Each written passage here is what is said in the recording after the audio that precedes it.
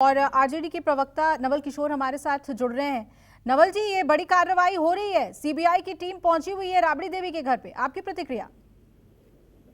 देखिए, बड़ी कार्रवाई आप कहते हैं, लेकिन ये तो नॉर्मल है। मोदी सरकार की और भाजपा की नीत और नियत इसी पे है कि पूरे देश में जितने भी विपक्ष के लोग हैं और खासकर वो विपक्ष के लोग जो कि इनके लिए 2024 में जो चुनाव आने वाली है उसके रास्ते में जो खड़े हैं, जिनकी राजनीति उनके राजनीति के विपरीत है, उनके खिलाफ में तो ये पूरे साल चलेगी। और इसमें कोई बड़ी कार्रवाई इसे नहीं कर सकते। इसे कह सकते हैं कि भाजपा की नॉर्मल कार्रवाई है कि राजनीतिक बदले की भावना से पूरे देश में इस तरह का कार्यक्रम ये करते रहेंगे। लेकिन देश की जनता यह समझ चुकी है कि सरकार के पास कोई ठोस कार्यक्रम नहीं है, किसी तरह का इसके पास सोच नहीं है, विजन नहीं है। यह नए भारत के नाम पे दिन पर दिन छत विछत करने के लिए तुला है और यह परिवर्तन की जो झलक है वो उन्हें दिखाई देने लगी है। यही कारण है कि वो चारों तरफ अपने अपने राजनीतिक विपरीत विपक्षी दलों को परेशान करने का कोशिश कर रहे हैं। लेकिन नवल जी, आने वाले चुनावों में आपको नहीं लगता है कि ये जो तेजस्वी यादव की जो छवि आप बना रहे हैं उसमें एक ठेस पहुंचेगी इस रेड से?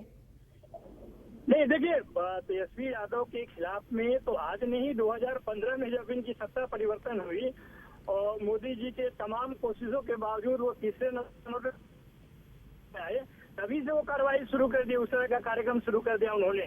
तो 2020 में बिहार की जनता ने जवाब नहीं दिया क्या?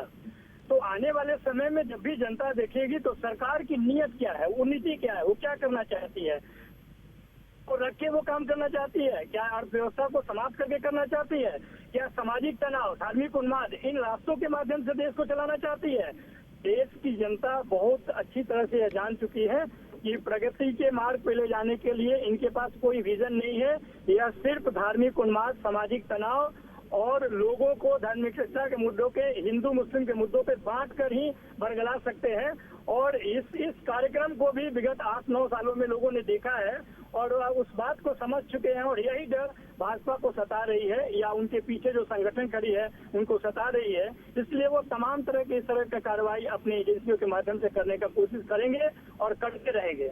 और जहां तक विपक्षी दलों का सवाल है, इन सवालों पे वो एकजुट हो रहा है। और आपने देखा होगा कि दिल्ली के उप मुख्यमंत्री में भी जो कार्रवाई हुई, बहुत सारे राजनीतिक दल एक एक करके सामने आए।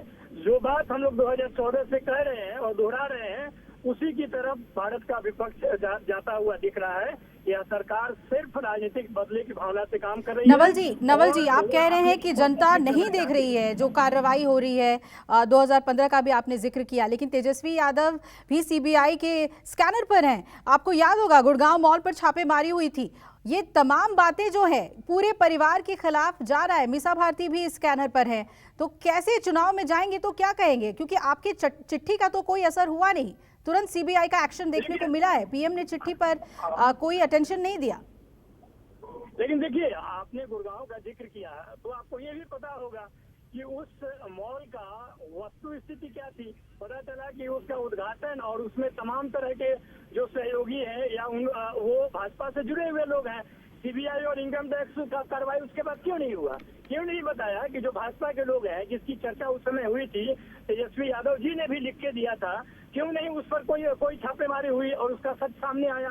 देखिए, यह तमाम तरह का कोशिश वो लोग करेंगे, लेकिन भारत की जनता बहुत चालाक है। और जब भी अधिनायकवादी सरकार हुई है, तानाशाही सरकार हुई है, और ये पहली बार नहीं है, भारत में कई बार जब सत्ता तानाशाह के रूप में, डिक्टेटर के रूप में सामने आया है, तो उसका जवाब आम जनता ही दी है और इस बार भी देकर रहेगी। इसमें कोई चलिए नवल जी, शुक्रिया आपका न्यूज़ 24 से जुड़ने के लिए, अपनी बात रखने के लिए। तो हम आपको तस्वीरें दिखा रहे हैं, राबड़ी देवी के घर पे सीबीआई की टीम पहुंची हुई है और ये कहा जा रहा है कि तेजस्वी यादव जब निकल रहे थे घर से ऑफिस के लिए तो उन्हें भी रोका गया।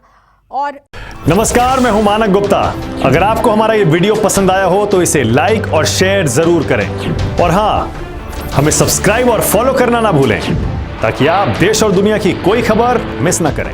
तो जुड़े रहिए हमारे साथ और देखते रहिए न्यूज़ 24।